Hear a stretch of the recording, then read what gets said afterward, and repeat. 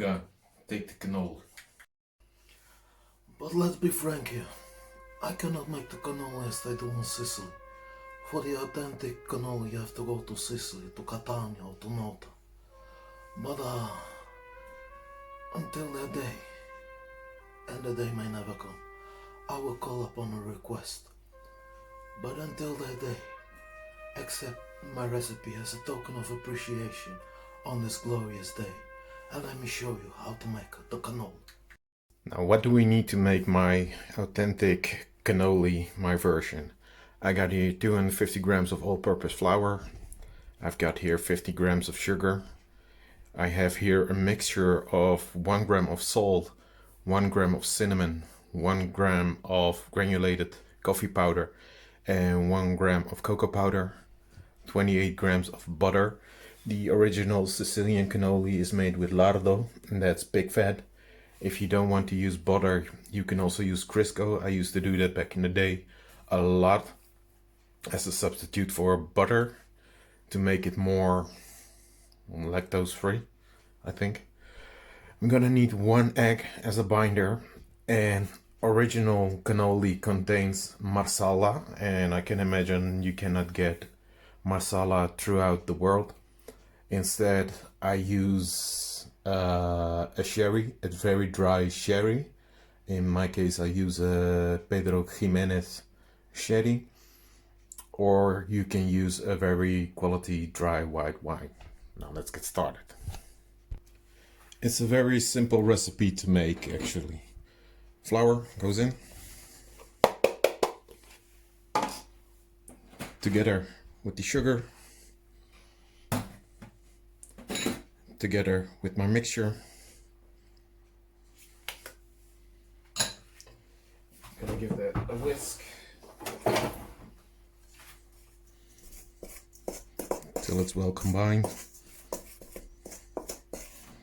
Now, for those who have made cookie doughs before, I'm gonna add in the butter.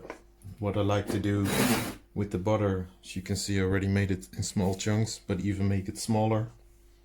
We're still gonna need the dough, so it's a very simple, very nice, very tasty dough to make. Very therapeutic. Personally, I like the one with the lardo, but that's hard to get. Now, what I like to do is with the butter, rub it between your hands so the butter gets coated and gets to room temperature. That way, as you can see, it's easier to mix in.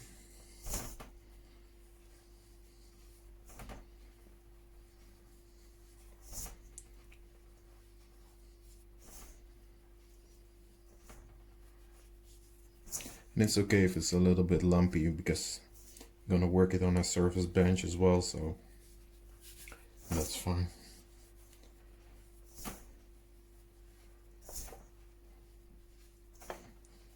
Like I said, for those who make cookie dough by hand,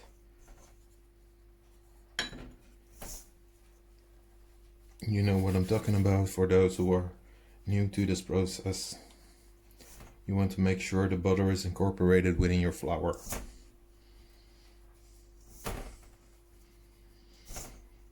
And the smell already, the butter that comes free by rubbing it, combined with the cinnamon, the cocoa powder,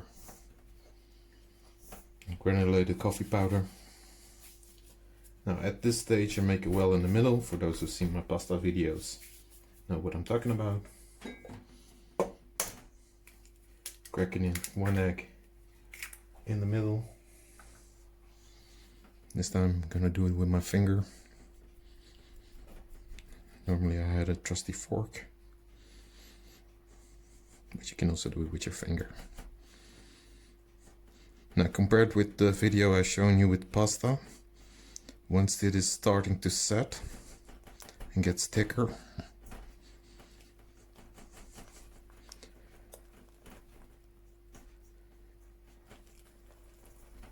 as you can see now, it starts to get thicker. I'm gonna add in our sherry.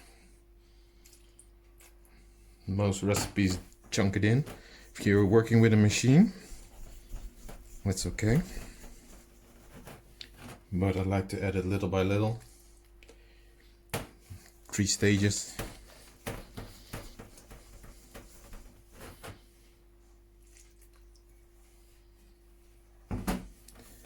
Now the messy part begins of kneading our dough, combining our dough.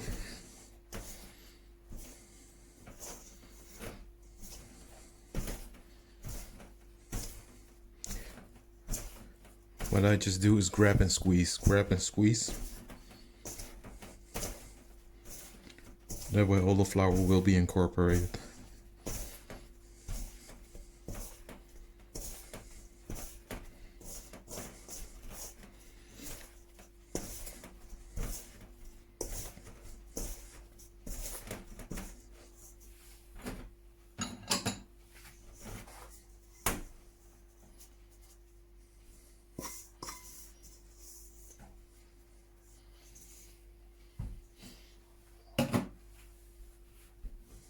All this flour that's now here needs to be worked and be added. Like to flatten it out, work it into the middle, turn.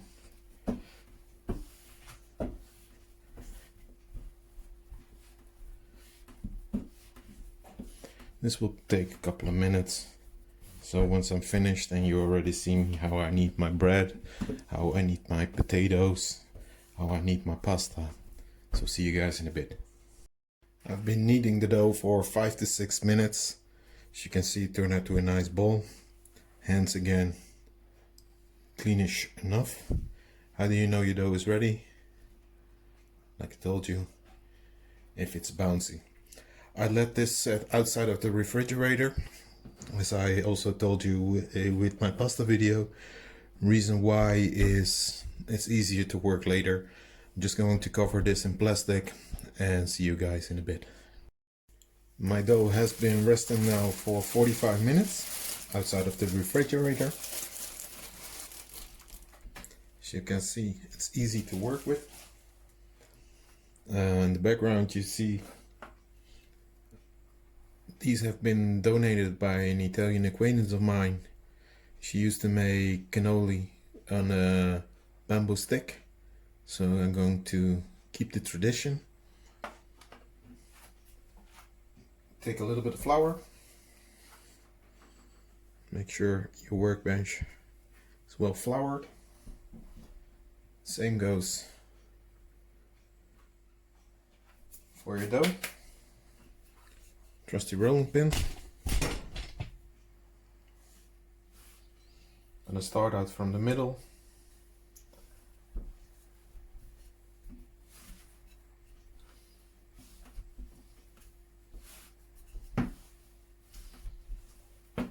And work my way around.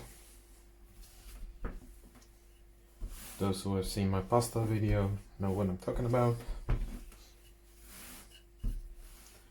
I'm gonna make a nice large square.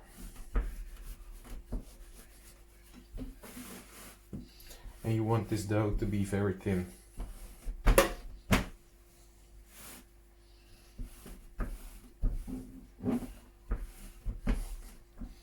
It's a stretchy dough because it's well worked.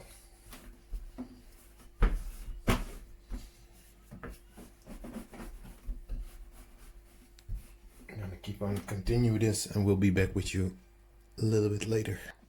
Gonna show you one more time how to make it in a larger. Dust it with flour,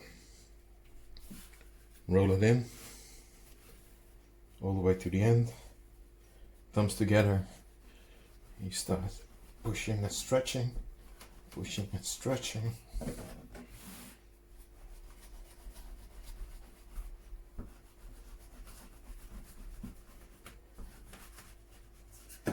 And as you can see, you get a more larger surface once you do that. Then you give it a twist.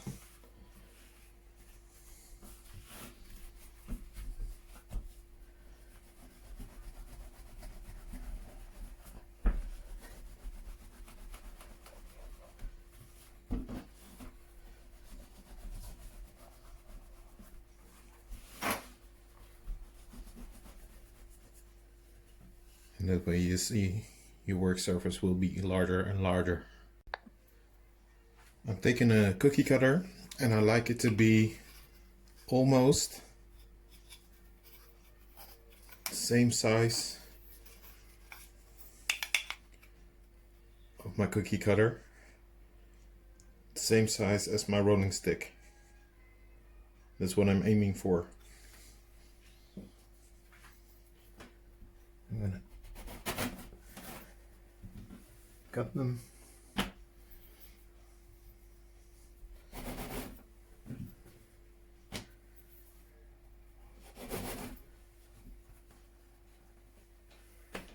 The leftover dough, you can knead it again, roll it out. That way you have more cannoli to make. Or you can knead it again and form it into a ball. And that way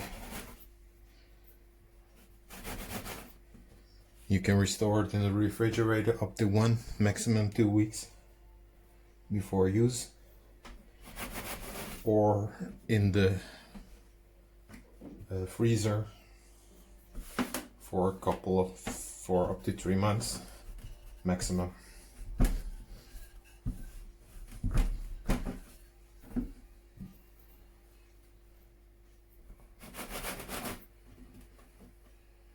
As you can see, got now 9 out of 1 dough. Depends on how large you want them, how small you want them. This I'm going to be using later on. What I like about working with bamboo, once it's been fried a couple of times and the surface is smoother than wood, and what I like is it's floating in your oil instead of sinking it to the bottom with a metal shape. Now you roll it over till you get to this part. As you can see, it's a little bit. That's the fun part of using this. You can stretch it out a little bit. Pastry brush. I've got here some egg whites.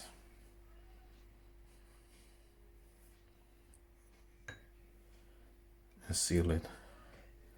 Roll it all the way through. Make sure it's not too tight on your stick. As you can see, I have some space in between there.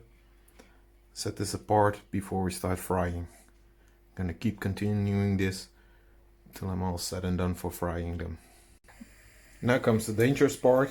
We're going to deep fry them.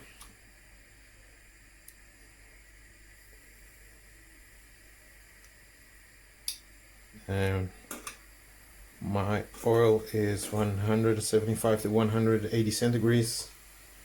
I'm going to do 3 at a time in one batch. That way they can simmer for a couple of minutes. And what are you doing till in the meantime? You're waiting till they get nice golden and deep fried. Well, you can sing the Italian nursery rhyme, E cumbare. If you're from the States, you can sing Old MacDonald's. If you're from the Latin Americans, you can sing the elephant song up until you're done. World is your oyster. Enjoy it. As you can see, it starts to bubble. That is what you want. You see?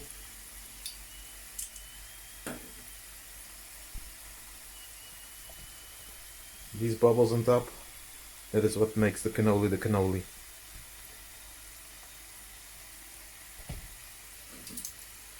And that way you also know your mixture is well cooked.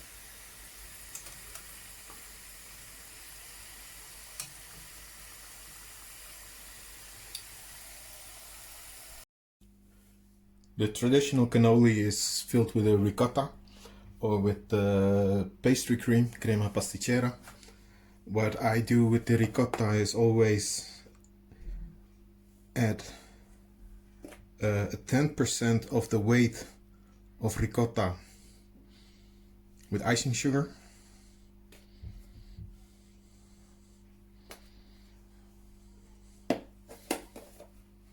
Some zests of a lemon.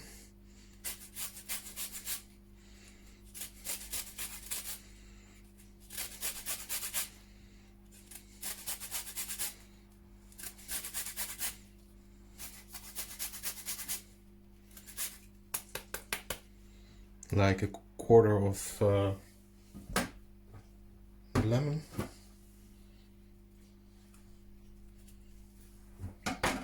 And also a little bit of honey. Just a drizzle of honey. And we're gonna whisk this all together.